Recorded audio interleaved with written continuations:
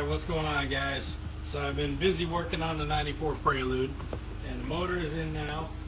It is running. It's running better. The distributor was actually a big problem before, and I didn't get a chance to figure it out. So it was running like shit because I had been so busy with the CRVs and stuff, and come to find out it's the distributor.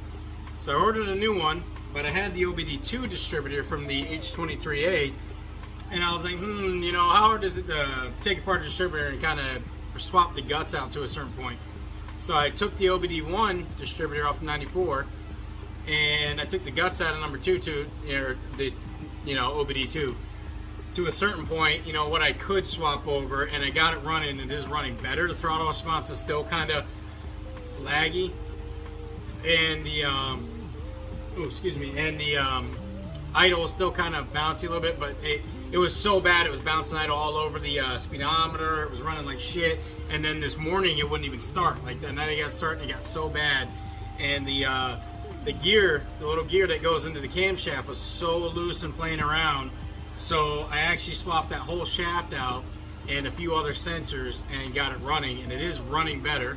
I'll start it up at the end of the video, but I still think I'm going to need that new distributor because a lot of the parts in there look pretty old. So fortunately, I couldn't find an OEM distributor, so we'll see. Over time, I may try to find one to put back on here, but for now, it's just a Spectra one, I think, that I ordered, and the reviews are halfway decent, so we'll see. But anyways, get to this. I still got a lot to do on it, but I wanted to get it on the ground.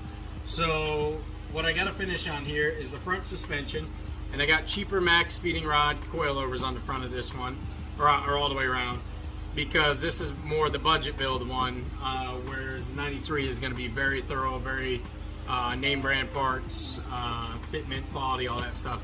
This one is going to be more so my budget fun ride. So I got a lot more to do to it, but what I got here is the MPC MOTORSPORTS, which I got freaking nice boxes, don't they? Look at that box. That's nice.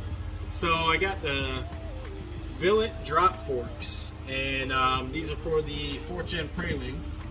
And I opened this already, and they did give like a koozie, which is kind of cool. So that's the only thing you're missing out of here. I wish they give like a badass sticker, because a lot of their shit looks good. But this is the quality of them. They're made in the US, which I like. And they have the part number on the back, if you look right there. I mean, they're branded, and these things seem solid as hell. So I can't wait to do this. The reason why I did these, and I'll try to do a little install video. It's not really that hard. If you ever done suspension or anything, I mean, this bottom of the strut slides right in here, bolt slides up. You're going to want to jack up your control arm a little bit, and hopefully everything goes smoothly. The reason why I got them was the max speeding rod coilovers.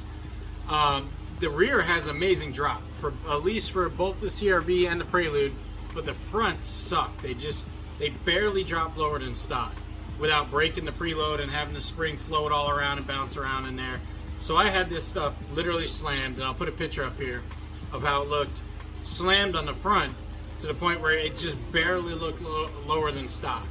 And that's with breaking the preload, the spring completely sitting down, and that just makes for a really shitty ride, and a lot of noise eventually, clunking around if you hit certain bumps. So I went with these drop forks. They're supposed to drop at 2 inches, and what I'm hoping they'll be able to do is I can use these drop forks to get the drop I want, tighten the spring back up, and get a preload set on it. I'm not going to know exactly what I'm at because I don't have all the tools to test that, but at least get some tension on the spring where it's not so bad, and be able to adjust my adjustment and get the height I want with this. The rear, I'm not worried about. The rear should be fine. So yeah, if you guys do check these out, definitely a fair price.